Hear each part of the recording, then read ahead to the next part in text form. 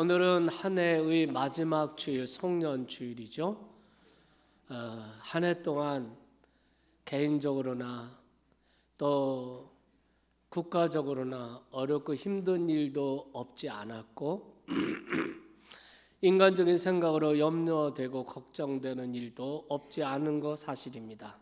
그러나 모든 것 하나님이 선하시게 인도하시고 합력하여 선을 이루시는 하나님을 신뢰할 때 우리는 그 모든 것에 대해서 감사할 수 있습니다.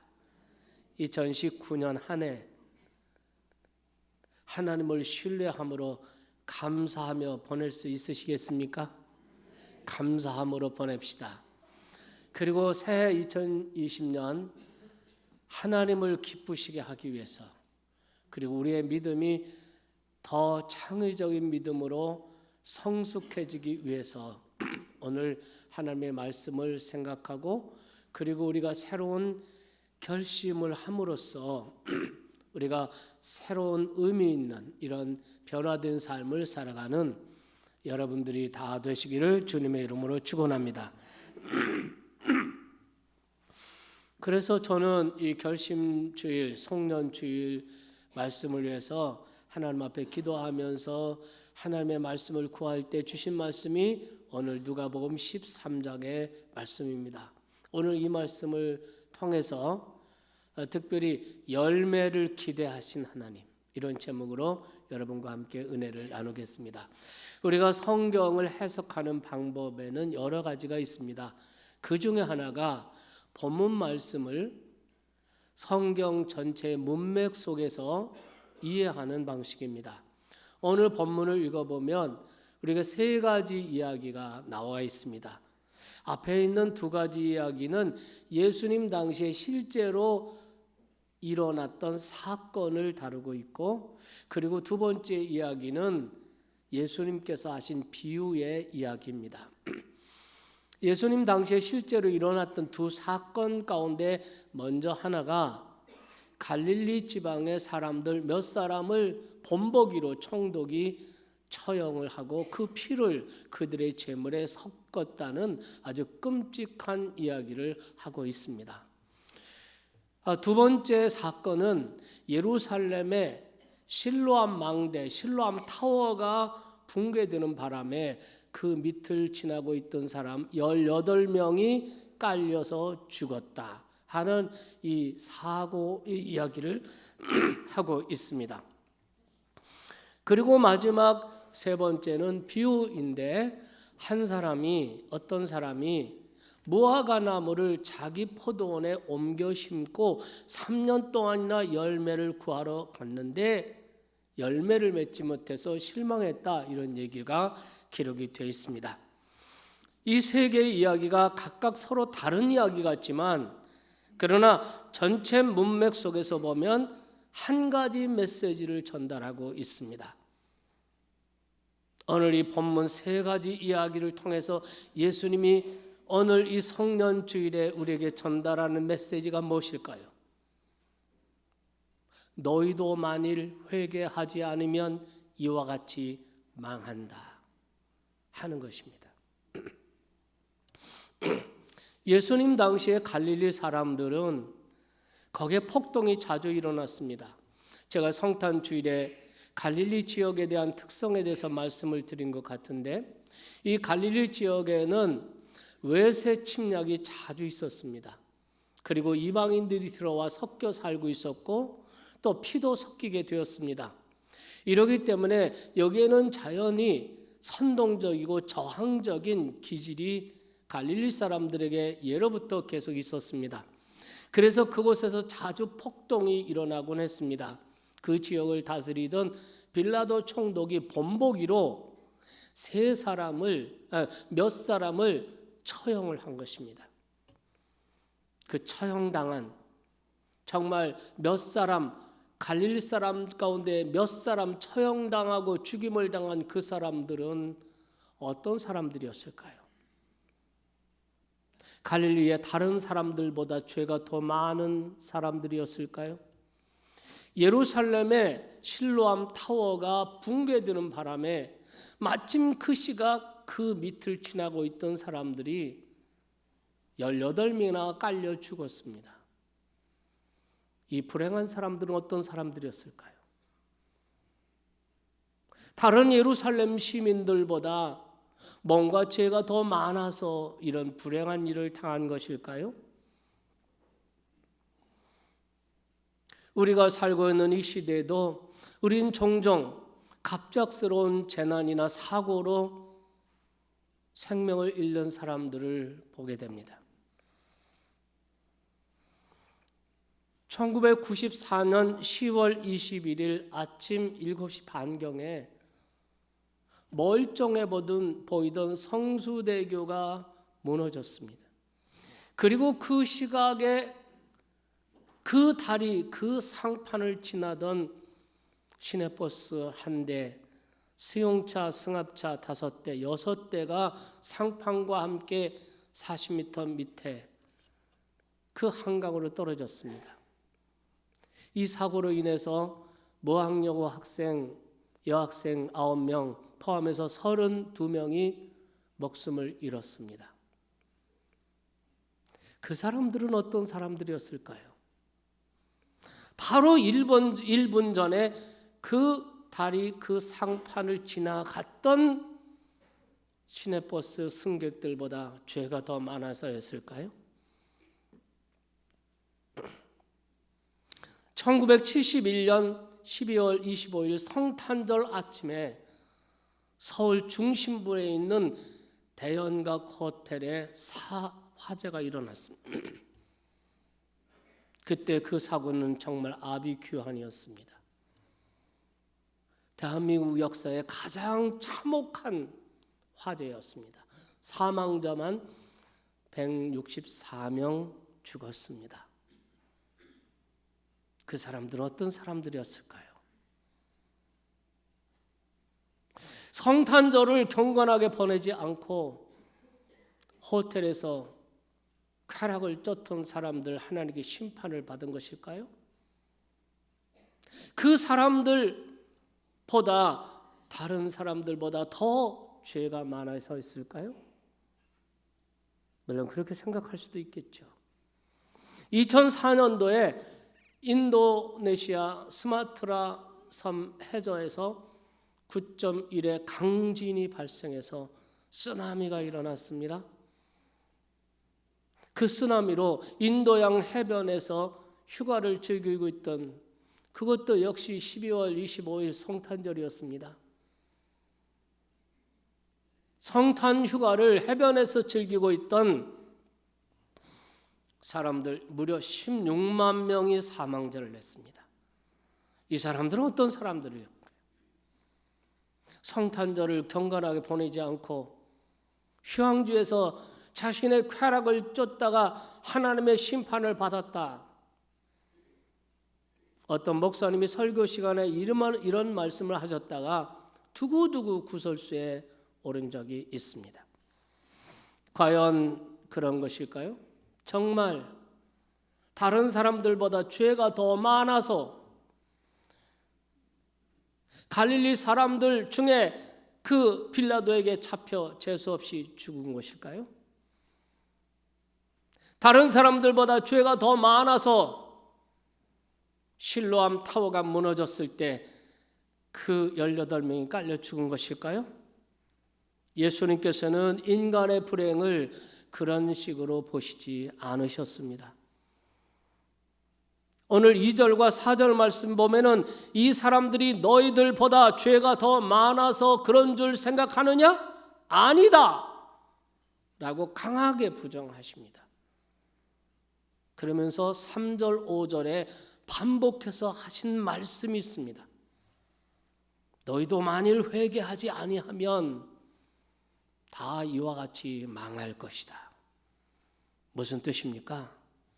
그들의 사고를 보면서 그들을 평가하고 그들을 판단하기에 앞서서 자신의 삶에 대한 경각심을 가져야 한다는 것입니다.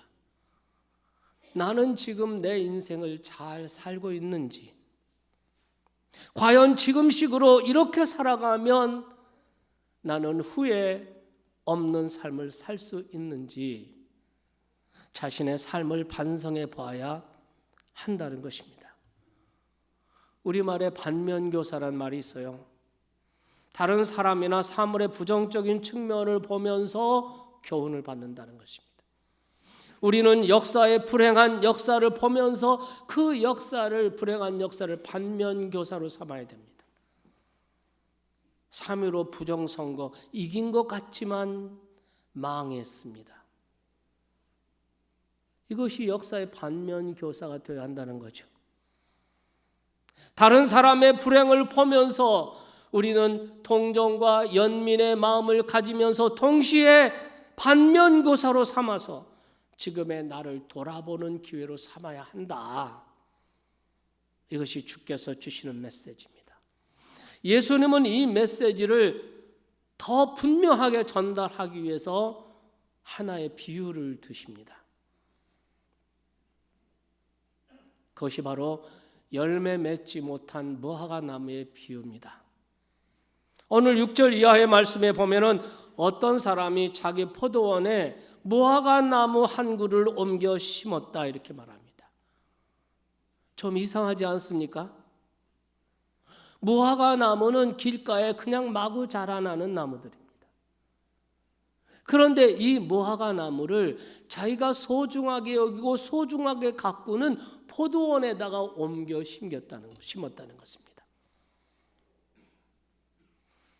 NLT 영어 성경에는 이 포도원이 in his garden, 자기 정원에 옮겨 심었다는 거예요. 흔한 무화과 나무를 자기의 정원에다가 옮겨 심는 사람이 어디 있습니까?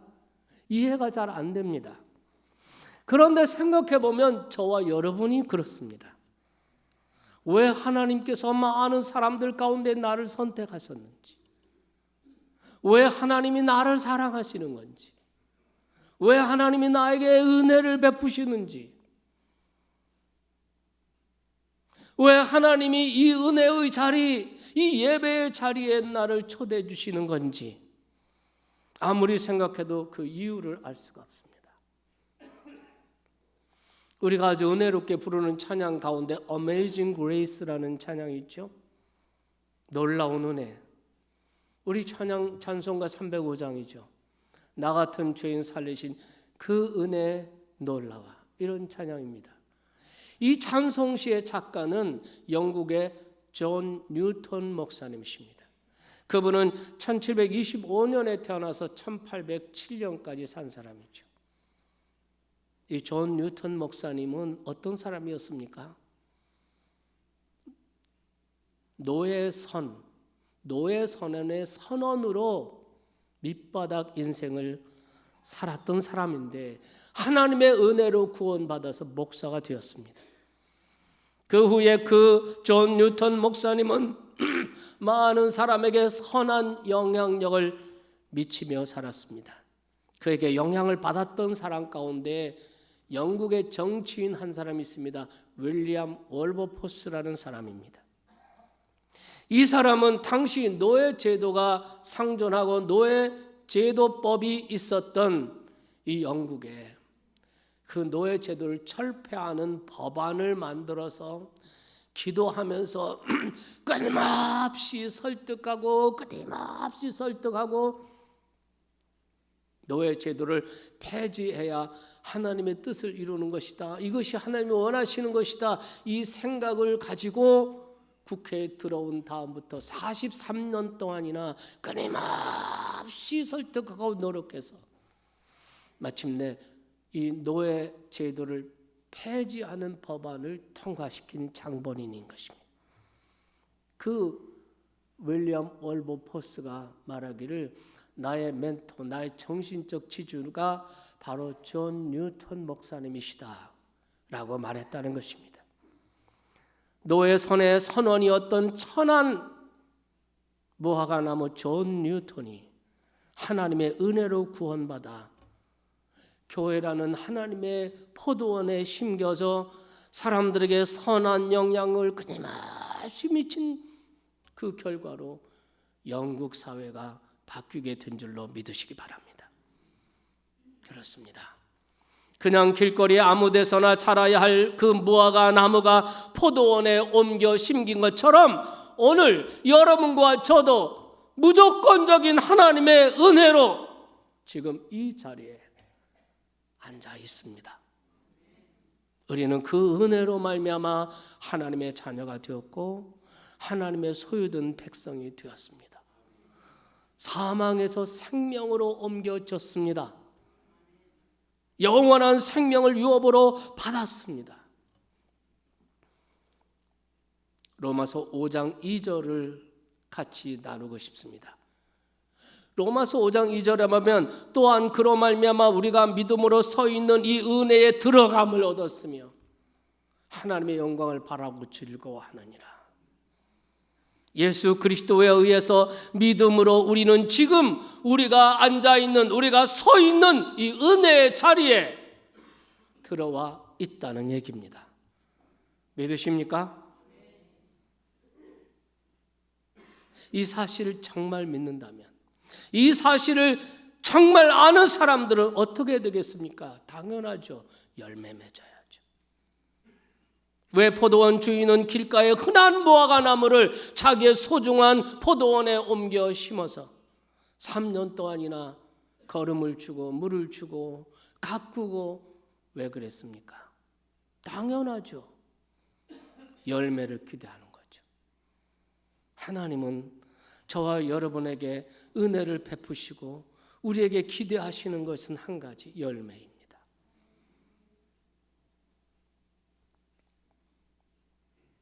포도원 주인이 열매를 기대하는 건 당연한 일이에요. 전에 김종건 목사님이 백문일답이라는 유명한 설교가 있습니다. 청년들에게 100가지의 질문을 하는 거예요. 그러면 답은 하나입니다. 예수 그리스도. 예수 그리스도가 답이다. 몽산포 그 넓은 해변에서 여름 수양회를 하는데 비가 막 쏟아지는 거예요. 청년들이 움직이질 않고 그 말씀을 듣는데 무슨 빗소리 때문에 설교가 됩니까? 무슨 전달이 됩니까? 그래서 나온 게 백문일답 설교예요. 누가 우리의 아픔을 아십니까? 예수 그리스도. 누가 우리의 아픔을 치료하십니까? 예수 그리스도. 누가 우리의 고민을 아십니까? 예수 그리스도. 누가 우리의 고민을 해결하십니까? 누가 우리를 위하여 놀라운 계획을 가지고 있습니까? 누가 우리 청년들에게 꿈과 희망을 줍니까? 우리가 불러도 지치지 않는 그 이름은 무엇입니까? 길과 진리요 생명 되신 그 이름은 누구십니까? 예수 그리스도, 예수 그리스도. 이런 아주 백문일답의 그 유명한 설교가 있어요. 이것처럼 당연하지 게임이죠. 당연하지 게임. 이렇게 사람들이 쭉 둘러앉아서 한 사람이 뭐라고 말하면 다른 사람은 리듬에 맞춰서 당연하지 하는 겁니다. 뭐라고 그러면 당연하지, 뭐라고 그러면 당연하지 이렇게. 오늘 그 당연하지 게임을 좀 해보겠습니다. 여러분 답은 뭐예요?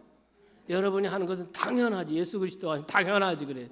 한번 연습을 해보세요. 당연하지. 네, 시작. 좀 더 크게 시작.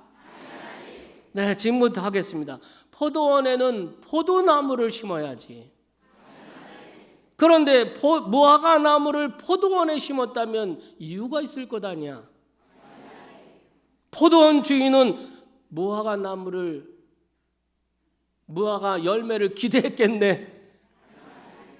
그런데 3년 동안이나 열매를 못 맺었으니 주인은 엄청 화가 났겠네. 이야기를 한 해를 보내는 우리에게 주는 이야기가 우리에게 주는 교훈이 있지 않을까? 이렇게 질문하는 사람이 좀 시원찮네요. 대답을 아주 잘해요. 당연하지. 열매를 맺는 거 당연하지. 6절 말씀 볼까요?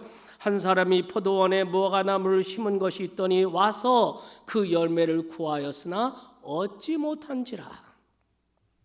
이 구절을 이렇게 번역해 놓은 성경도 있습니다. 자기 정원에 무화과 나무 한 그루를 옮겨 심은 이 사람은 열매가 열렸는지 보려고 여러 번 왔습니다. 하지만 그는 항상 실망했습니다. 이 구절에 중요한 진실이 있습니다. 하나님 우리에게 열매를 기대하신다는 것입니다. 2019년에도 하나님은 우리에게 열매를 기대하십니다. 그런데 와보니까 열매가 없어요. 그 주인은 아주 실망합니다. 여러분, 우리말에 책임이라는 말이 있어요. 맡겨진 임무나 의무를 뜻하는 말이죠. 열매를 맺는 것은 은혜 받은 나의 책임이에요. 책임이라는 말, 영어 단어의 responsibility, respond와 ability의 합성어죠. respond, 응답한다는 뜻이죠.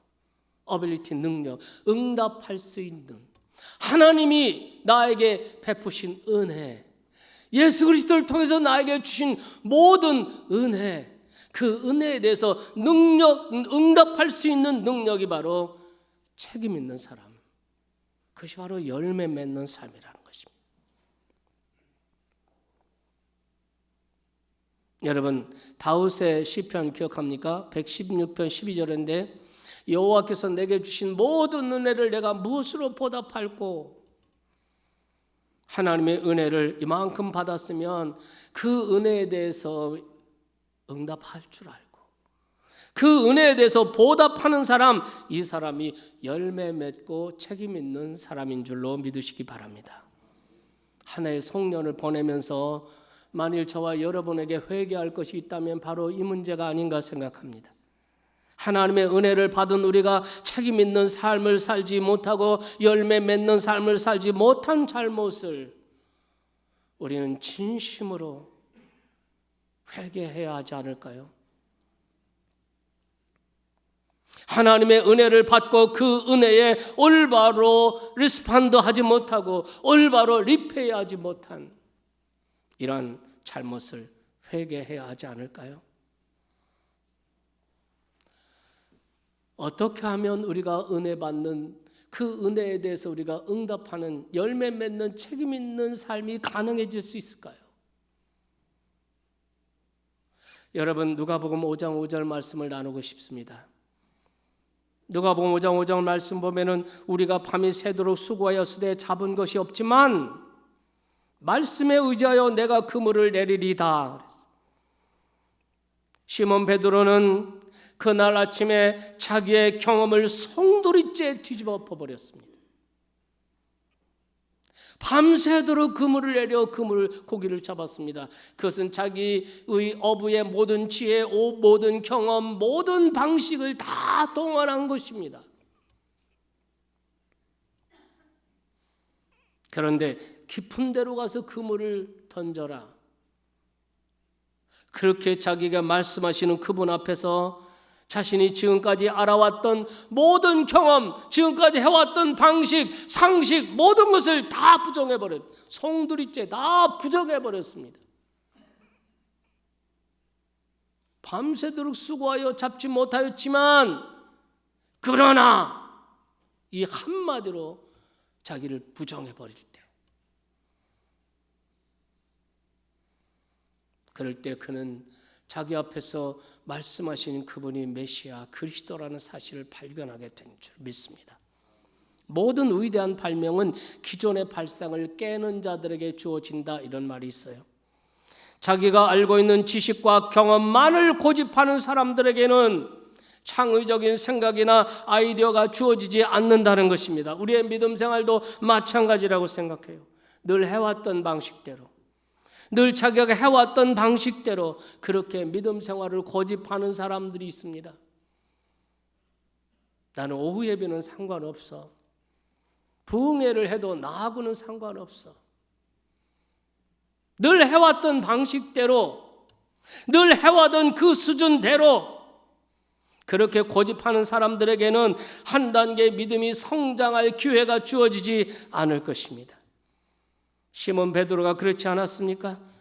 만일 그가 깊은 곳으로 가서 그물을 내리라는 주님의 말씀을 듣고도 자기 경험, 자기 상식을 고집했더라면 시몬은 지금 자기 앞에 서 계신 이분이 그리스도라는 사실을 영영 몰랐을 것입니다. 5절 다시 보십시오. 우리가 밤이 새도록 수고하였으되 잡은 것이 없지만 말씀에 의지하여 내가 그물을 내리리다. 없지만 그러나 이 한마디로 자기를 부정해버린 것입니다. 그럴 때 시몬은 자기 앞에 서 계신 분이 바로 메시아 그리스도라는 사실을 알고 그를 따르게 된 줄로 믿습니다. 그래서 깊은 곳으로 배를 쳐 가서 그 그물을 내렸는데 엄청난 고기가 잡혔다. 그가 가지고 있는 그물, 그가 가지고 있는 어구, 배로는 깊은 데에 있는 물고기를 잡아 올릴 수가 없어요. 그것이 자기 경험이고 자기 지혜고 자기 방식이고 자기 상식이었습니다. 그대로 고집했더라면 이 배는 깊은 곳으로 갈 수가 없습니다. 이 그물로는 깊은 곳에 그물 내려봐야 소용없습니다. 이건 내 경험입니다. 계속 자기 방식, 자기 경험 주장했더라면 어떻게 이런 기적을 경험할 수가 있었겠습니까? 엄청나게 고기가 많이 잡혀 그물이 찢어질 정도라. 그래서 옆에 있는 다른 배들의 도움을 받아서 고기를 끌어올리고 그리고 부들부들 떠는 그런 떨리는 마음으로 해변가에 가서 그분 앞에 꿇어 엎드렸습니다. 그분이 메시아인 것을 깨닫게 된 것입니다. 그때 주님 말씀하십니다. 나를 따라오너라. 내가 사람 낚는 어부가 되게 하리라. 베드로는 주님을 따르는 제자가 된 줄로 믿습니다.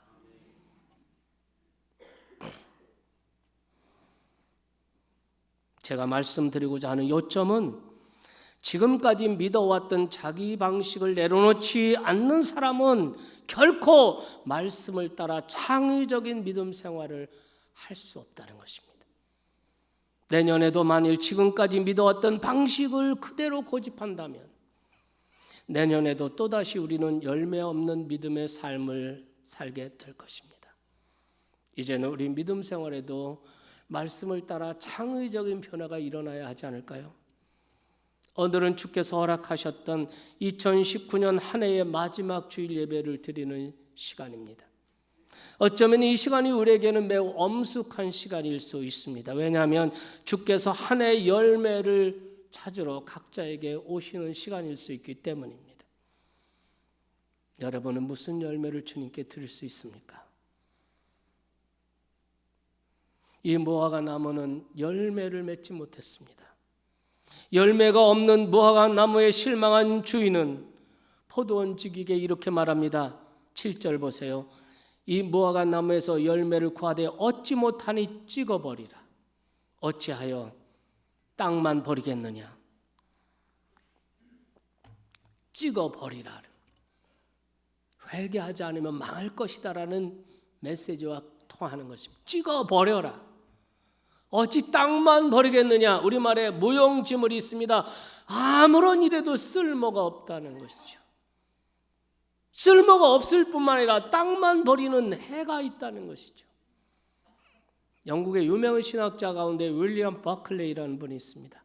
이분이 이런 말을 했습니다. 우리가 장차 들어야 할 가장 중요한 질문이 있다면 그것은 당신은 이 세상에서 얼마나 필요한 사람이었는가라는 질문이라는 거예요. 한 해를 보내면서 우리 자신들에게 이렇게 물어야 합니다. 나는 주변 사람들에게 얼마나 필요한 사람이었나? 나는 교회에서 얼마나 유익한 사람이었나? 나는 하나님의 포도원, 하나님의 나라 일을 위해서 얼마나 쓸모가 있는 사람이었는가? 이렇게 물어야 합니다. 우리는 하나님의 은혜의 빛을 잔뜩 쥐고 있는 사람이에요. 우리는 길가에 흔하디 흔한 무화과 나무와 같았습니다. 그런데 하나님이 우리를 선택하셔서 예수 그리스도를 통해서 그 믿음 안에 이 은혜의 자리로 하나님의 포도원에 옮겨 심겨지게 된 줄 믿습니다. 그리고 금년 한 해 동안도 주일마다 예배 시간마다 여러분이 순간순간마다 하나님이 말씀 주시고 은혜 주시고 감동하시고 좋은 믿음의 형제 자매들 붙여주시고 그렇게 가꾸고 또 가꾸고 그래서 그분이 열매를 기대하는 건 너무나 당연합니다. 우리는 당연히 은혜에 응답하고 보답하는 열매 맺는 책임 있는 삶을 살아야 할 줄로 믿습니다. 여러분, 우리가 열매 맺어야 할 그리고 책임 있는 삶을 살아야 할 가장 첫 번째 장소가 어딘지 아십니까? 바로 그것은 가정이라는 것입니다. 가정. 여러분, 가정보다 소중한 건 이 세상에 없습니다. 세계적인 유명한 그 세계적인 음악가 지휘자 정명훈이 정말 상한가를 칠 때 KBS 텔레비전에서 대담한 거 지금도 기억합니다. 마지막으로 선생님의 인생에서 가장 소중한 것이 있다면 중요하게 여기는 것이 무엇입니까? 저는 순간적으로 음악이라고 대답할 줄 알았거든요. 그런데 의외의 말이 나왔습니다. 가족입니다. 가족이라는 거예요. 내가 그분의 말을 가만히 듣고 생각해 보니까 그렇지. 아무리 대단한 음악가라도 음악보다 더 중요한 건 가족이지. 여러분, 가정보다 소중한 하나님의 포도원은 없어요. 그 포도원을 잘 가꾸셔야 합니다. 거기서 열매 맺는 책임 있는 구성원이 되셔야 합니다. 여러분이 가정의 남편이시고 아버지시고 호주이십니까? 열매 맺는 책임 있는 삶을 열매를 맺어야 할 첫 번째 장소가 가정입니다. 왜냐하면 음악적으로 대단한 성공을 해도 가정이 무너지고 가정이 힘들고 가정이 병들면 그 세상의 모든 영광, 세상의 성공이 정말 빛 좋은 개살구예요. 모든 걸 다 잃어버립니다. 반대로 세상의 명예도 출세도 가진 것도 별로 없지만 가정 포도원을 잘 가꿨어. 내 집 안에는 내 집에 있는 결실한 포도나무 같고 내 상에 둘린 어린 자식은 어린 감람나무 올리브나무 같으리로다. 할렐루야. 이런 가정에 하나님이 복을 주신다는 거예요. 그렇기 때문에 여러분, 가족을 소중히 여기고 가정을 소중히 여기는 하나님의 포도원을 잘 가꾸는 여러분이 되기를 주님의 이름으로 축원합니다. 이스라엘에 가면 두 개의 바다가 있어요. 하나는 갈릴리 바다고 하나는 사해 바다입니다. 갈릴리 바다는 물이 맑아요. 그래서 모든 사람들이 그 물을 끌어다가 식수로 하고 거기에는 생명의 물고기들이 막 뛰어놀고 삽니다. 그러나 사해 바다는 아무도 살지 않는, 아무것도 살 수 없는 죽음의 바다예요. 두 바다의 차이점은 한 가지입니다. 갈릴리 바다는 끊임없이 헐본 산에서부터 내려오는 물을 받아서 끊임없이 흘려보내는 것입니다. 그러나 사해 바다는 지형적으로 물이 흘러나갈 곳이 없어요. 다 막혀 있습니다.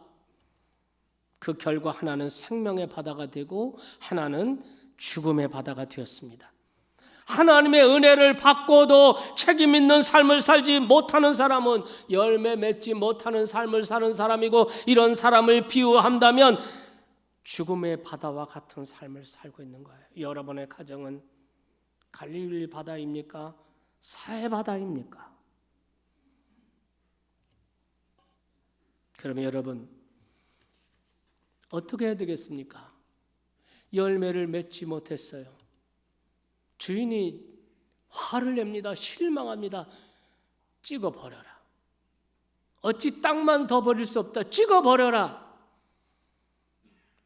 그럴 때 포도원 지기가 주인에게 간청을 하는 거예요. 8절 9절입니다. 세 번역으로 보겠습니다. 주인님, 올해만 그냥 두십시오.